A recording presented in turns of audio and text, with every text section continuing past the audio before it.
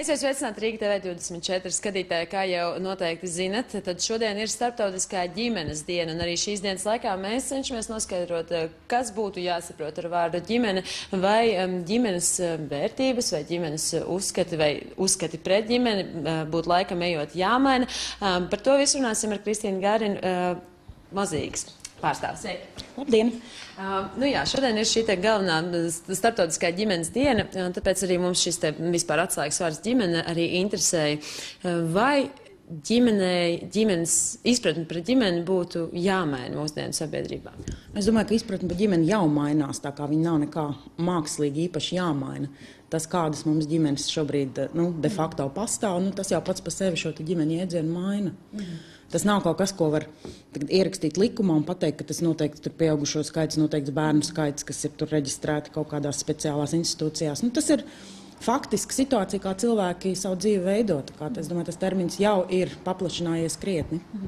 Jā, šajā gadījumā vai Mozaīkas viedokļi būtu jāuztver tomēr ģimene tradicionālā izpratnē māte, tēvs un bērni, vai arī jūs, skatāties uz šo kā uz alternatīvu arī, ka tomēr ir citi iespēja, pieņemsim, ka viendzimuma pāri arī ir ģimene? Protams, bet ne tikai viendzimumu pāri. Es domāju, mēs jau skatāmies uz tādu realitāti, ka arī, piemēram, vientuļa māte ar bērnu arī ir ģimene, vai, piemēram, kur viens vecāks ir bioloģiskais bērna vecāks, un tad ir jaunas attiecības vai jaunas laulības, un tad sen jau tas vairs nav divi pieaugušie un viņu bioloģiskie bērni. Tā kā es domāju, mēs runājam arī par tādām ģimenēm, kur audzina bērnus, tur, piemēram, mamma un vecmamma, kas ir ļoti tāds, tipisks mūsu sabiedrībā piemērs. Tā kā, jā, un vienzimuma ģimenes, protams, ir arī viena no šīm ģimeņu definīcijas daļām, kas ir varbūt jauna, varbūt nepierasta, bet, būtībā jau cilvēki, kas arī dzīvo kopā un arī audzina bērnus, viņi tomēr veido šo ģimeni tieši tāpat, kā tie ir vientuļi vecāki, vai tie ir cilvēki, kas nav laulājušies, vai tie ir cilvēki bez bērniem, kas arī dzīvo kopā. Tās visas ir ģimenes. Vai Mozaīkai nākas saskarties, pieņemsim, arī ar cilvēkiem, kuri neizprot vai varbūt kaut kādā veidā sūdzās par to, ka šobrīd tiek mēģināts ieviest šīs alternatīvais ģimenes modelis, pieņemsim, tieši viendzimumu? Redziet, jā, mēs visu laiku saskaramies ar to, ka šo modeli mēģina ieviest, lai gan patiesībā tur nekas nav jāievieš, tas jau pastāv. Līdz ar to tur nav nekas, ko mēs tur mākslīgi mēģinām ieviest. Tas ir viens. Otrs, ko mēs ļoti bieži saskaramies, ir tas, ka cilvēki jauc jēdzienus. Tad viņi jauc laulību ar ģimeni. Un mēs bieži dzirdam, ka tur, šī ģimenes forma starp vīrieti un sievieti tiek aizsargāta mūsu satversmē, bet tā gluži nav. Satversmē ir minēta laulība, kas ir starp vīrieti un sievieti. Savukārt ģimene nav tā, ka tā ir gluži definēta satversmē, ka tā ir kaut kāda noteikts cilvēku kopums, kas ir noteikts likumā. Tāpēc ģimenes jēdziens ir daudz plašāks. Arī tādā plašākā Eiropas kontekstā, kur ir arī bijušas Eiropas cilvēktiesību tiesas lēmumi, kas ir pateikuši, ka ģimeni nevar definēt ļoti šauri. Un ģimene arī nekādā veidā nav pielīdzināma laulībai. Tātad ģimene var būt arī bez šīs laulības. Tāpēc šie termini tiek ļoti bieži jaukti. Tāpēc mums arī diezgan grūti šai debatē piedalīties, kad mēs runājam par ģimeni tādā plašākā nozīmē, kur tiek iekļauti ļoti daudz cilvēku, ieskaitot arī viendzimumu pāri, protams, bet ne tikai. Savukārt mūsu oponenti bieži liek šo vienādības zīmi starp laulību un ģimeni un tādā veidā piesaista to šim Satversmes 110. pantam, kas nav gluži korekti, jo Satversmes 110. pants noteikti nedefinē šo ģimenes definīcija. Tas ir tikai šis šaurais laulības definējums. Jā, un mēs arī noteikti zinām visi, un šodien starp citu arī būs diskusija par kopdzīves likumu, un kopdzīves likums būtībā arī varētu iet roku rokā ar šo ģimenes tādu likumīgo aspektu. Protams, tas arī paplašinās šīs iespējas cilvēkiem, kuri dzīvo tātad ģimenē, viņu pašu definētā, viņu pašu ģimenē, kā viņš šo izprot, jo ģimene jau, protams, nav forma, tas ir saturs, ko cilvēks tajā ieliek. Tad cilvēki dzīvo ģimenē. Un mēs zinām, ka Latvijā, es domāju, ka vismaz šī statistika bija, ka vismaz puse no pāriem dzīvo nelaulāti, arī pretēji dzimumu pāri. Tātad, ja šāda realitāte pastāv, tad acīm redzot, viņiem ir jāpiedāvā kaut kādas alternatīvas, lai viņi šīs attiecības varētu noformēt kaut kā vieglāk, savādāk. Kāpēc? Tur, es domāju, nav arī vērts pētīt, kāpēc viņi neslēdz šo laulību, jo tā gluži nav ne mūsu, ne valsts darīšana, kāpēc cilvēki negrib slēgt laulību. Ja viņiem var piedāvāt alternatīvu institūtu, kas, valstī nav neko papildus nemaksā, neuzliek nekādas papildus pienākumus un tā tālāk. Ja, tātad šis nekādā veidā netraucē un neapgrūtina valsti, vienkārši iedod cilvēkiem šo te vēl vienu iespēju savādāk šīs attiecības reģistrēt, nevis laulību. Laulībā ir arī tāda, protams, ļoti tāda vēsturiska bagāža, reliģiska bagāža līdzi. Varbūt daudzi negrib tieši šo te terminu saistīt sevi ar šo te institūciju, kas patiešām ir ļoti sena un ļoti tāda tradīcijām bagāta, bet cilvēki grib, savādāku modeli sev izvēlēties. Tā kā es domāju, ka šis būs noderīgi gan vienzimumu pāriem, protams, pirmkārt, jo šobrīd viņiem nav nekādas iespējas šīs attiecības reģistrēt, bet arī šiem te pretēji dzimumu pāriem, kuri 50% no viņiem, kuri nav slēguši šo laulību, varbūt, ka viņi izvēlēsies šo veidu.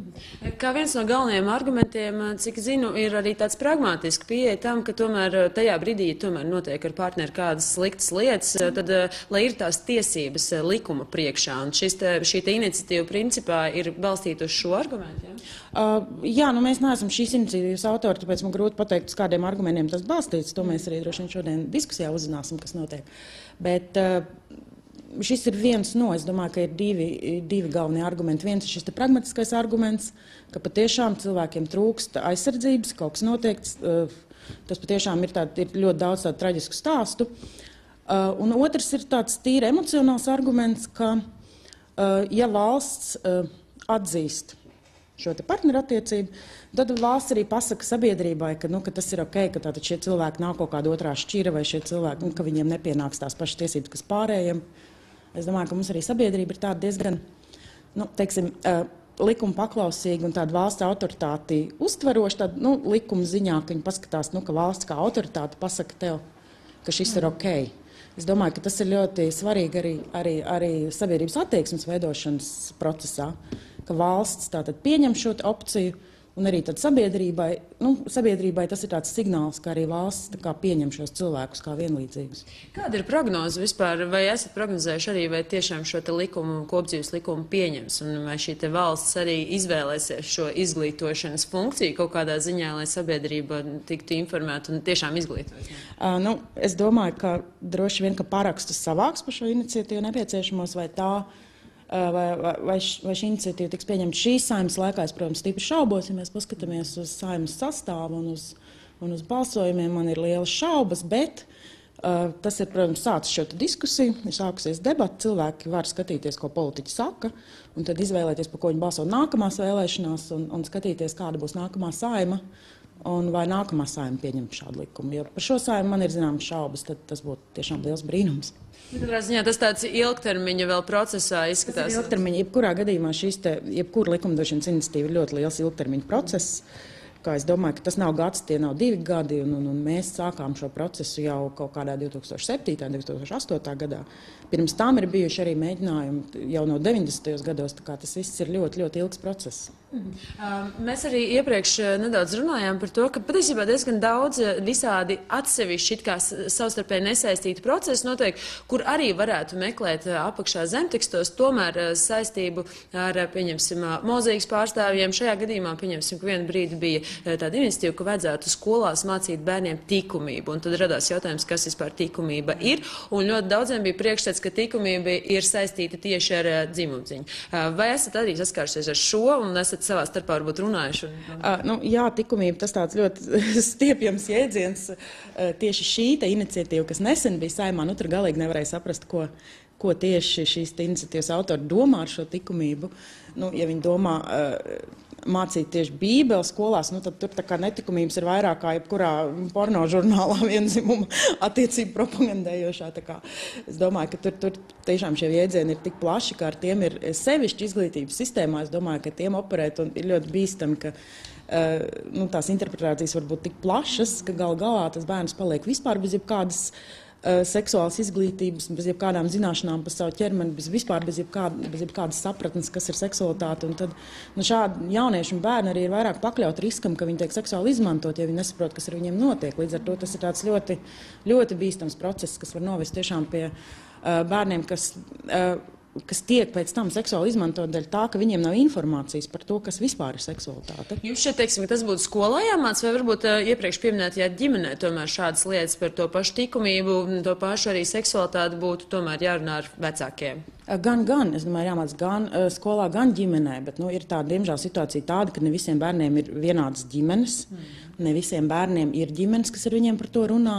Ir daudz bērnu, kuriem ir ļoti aizņemti vecāki, kuriem ir tikai viens vecāks, ar kuriem netiek par šīm tēmām runāts. Tā kā, es domāju, mēs nevaram gluži uzticēties tikai tam, ka par to tiks runāts tikai ģimenēs, jo ģimenes arī nav, kā teikt, visas viendabīgas, un arī vecākiem var nebūt šīs zināšanas un instrumenti, kā ar bērnu runāt. Tāpēc mēs sūtam bērnu uz skolu, jo tur ir profesionāļi, kas zina, kā bērnu uzrunāt, kā par šo tēmu profesionāli runāt, lai bērns to saprot. Un ne visiem vecākiem varbūt ir šīs iemaņas tieši par seksualitāti un par dzimumu audzināšanu runāt.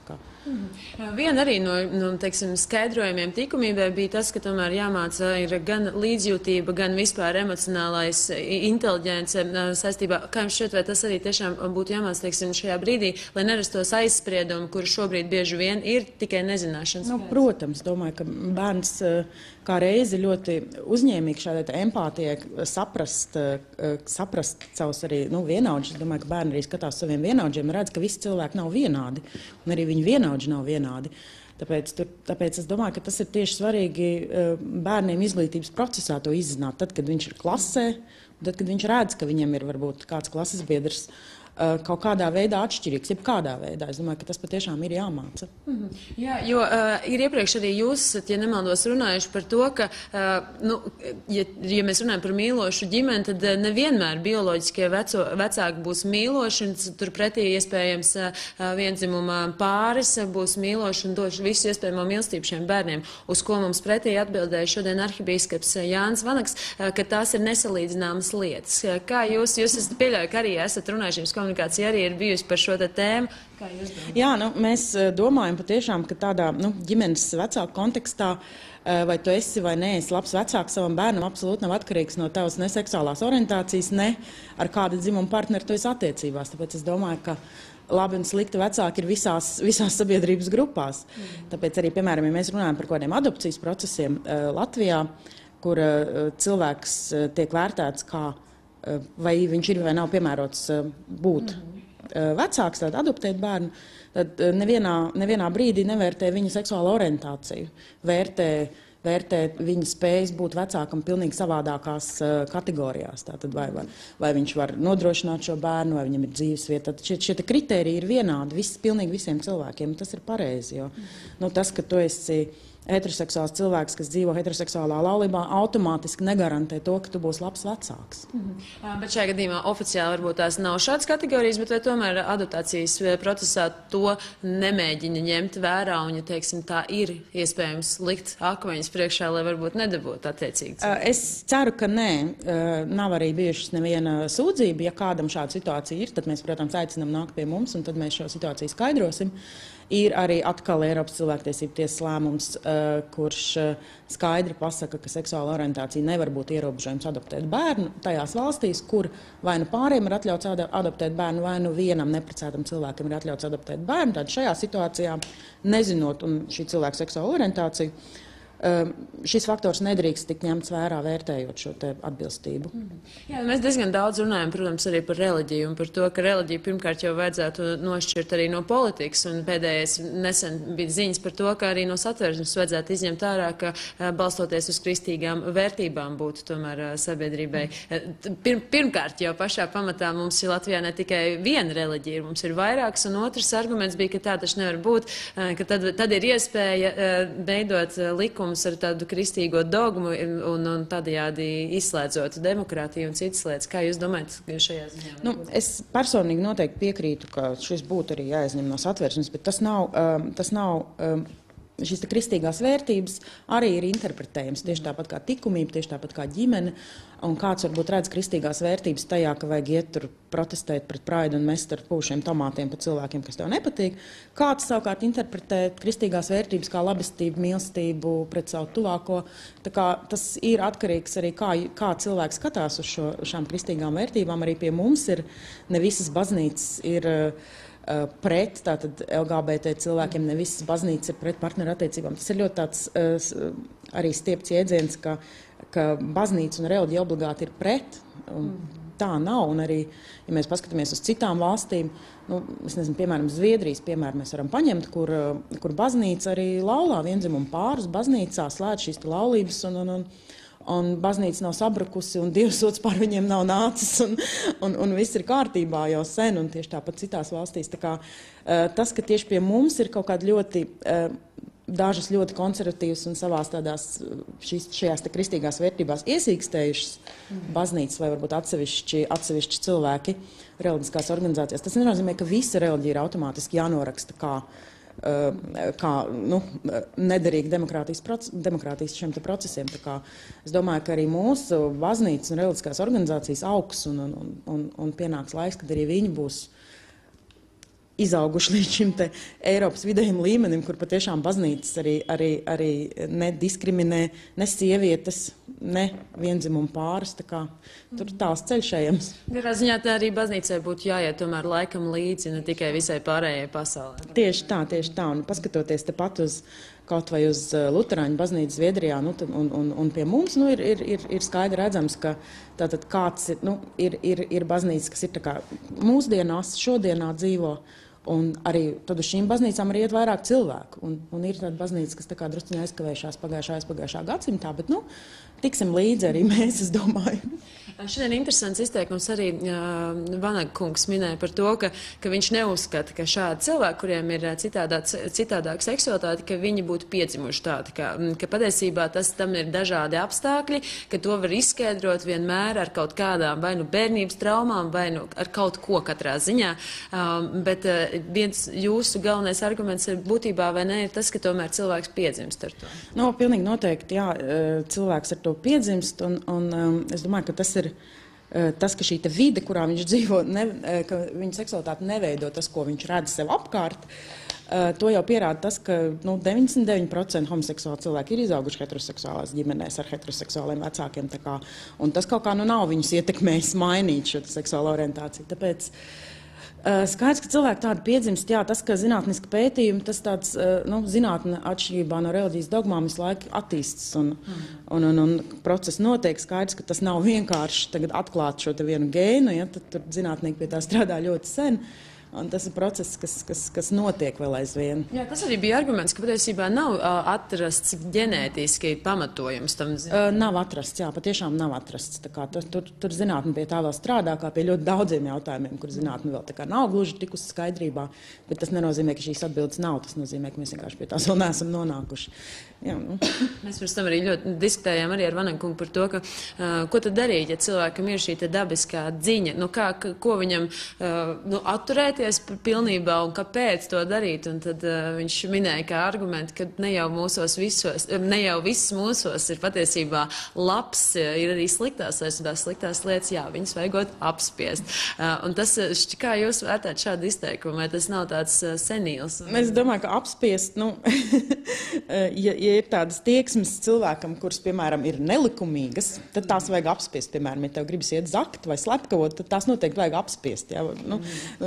Protams, ne visos ir labs, un cilvēki ir dažādi visās sabiedrības grupās.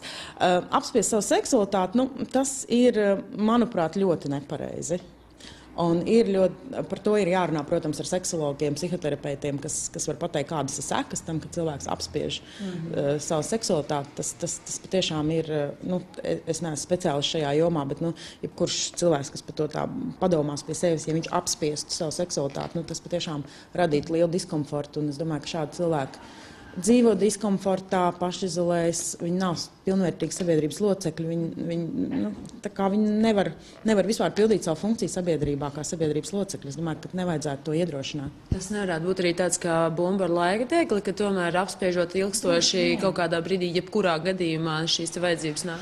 Jā, droši vien. Tas droši vien būtu jāprasa mūsu katoļu mācītājiem, kas celibātu, kā tas ir. Ja? Es nezinu, negribu zināt, ja tā godīgi. Bet droši vien, ka tas tāds ir smags process, un kā kurš viņu iziet, bet es nekādā gadījumā negribētu to iedrošināt un teikt kādam, ka kaut kas tagad ir savas seksuālās vēlmes ir jāapspiež. Mēs 21. gadsimtā dzīvojam, tā kā es domāju, ka seksualitāte ir jāpieņem. Mēs ilgi runājam arī par tādiem politiskiem likumiem, par dažādām, bet vai tas iet roku rokā ar reālo situāciju patiesībā arī valstī? Pirmkārt, vai sabiedrība ir mainīsies gadiem ejot uztveres ziņā tieši pret mozaīkas partneriem garajā? Jā. Sabiedrība ir tāds dīvains veidojums, kas nekad nekam nav gatavs. Ja? Tas arguments, ka sabiedrība nav gatava, ir absolūti nederīgs nekam. Jo sabiedrība veido individu, un individs pats par sevi nekad nav gatavs nevienām pārmaiņām, un jebkādām pārmaiņām vienmēr pretojas. Tāpēc skaidrs, ka sabiedrība nekad un nekam nav gatava. Sabiedrība nav gatava riteņbraucējiem uz ielas. Kas tagad notiek? Ja sabiedrība nav gatava vispār nekam. Tāpēc sabiedrība ir jāgatavo ar šiem vienkārši tas ir jādara. Un tas ir ne tikai tātad nevalstisko organizāciju kā mozaīkas darbs, tas ir arī valsts un politiķu darbs, tā kā šo sabiedrību virzīt uz priekšu, jo politiķim jau tas darbs ir ne tikai tā kā sekot, ko sabiedrība grib, bet arī būt līderim un vadīt šo te valsti tādā pozitīvu pārmaiņu virzienā. Tāpēc sabiedrība ir jāinformē, jāizglīto, jāpalīdz šai sabiedrībai arī augt. Un viena nevalstiskā organizācija vai divas vai trīs to, protams, nevar izdarīt bez tādas valsts palīdzības. Un kā jau es teicu, piemēram, šāds te partnerattiecību likums vai kopdzīves likums būtu liels solis pretīm tam, ka mēs šo te sabiedrībai pasakam, ka tas ir pieņemami, ka cilvēki ir līdztiesīgi, ka viņi nav jādiskriminē uz seksuālās orientācijas pamata.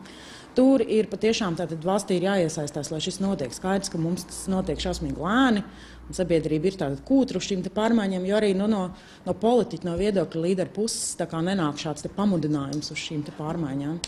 Jā, bet kas interesanti, tad par šo ir runāts jau izsens, jau pat senajā Grieķijā. Tas, cik tad ilgi ir jāgatavo sabiedrību uz kaut ko, kas ir vienmēr pastāvējis? Sabiedrība, nav jāgatavo. Tad, kad mums kādreiz saka par to, ka sabiedrība nav gatava un nevajadzētu rīkot praidus vai kādas publiskas akcijas, tad ir viena frāze, ko teica 80. gadu beigās vai pašās 90. gadu sākumā par Latvijas neatkarību. Teica, ka Latvijas sabiedrība nav gatava neatkarībai. Un bija šāds viedoklis un oficiāli izteikts, ja es nemaldos, no kādas no Eiropas valstu līderiem. Un tad mēs visi bijām sašutuši, kā tad mēs neesam gatavi.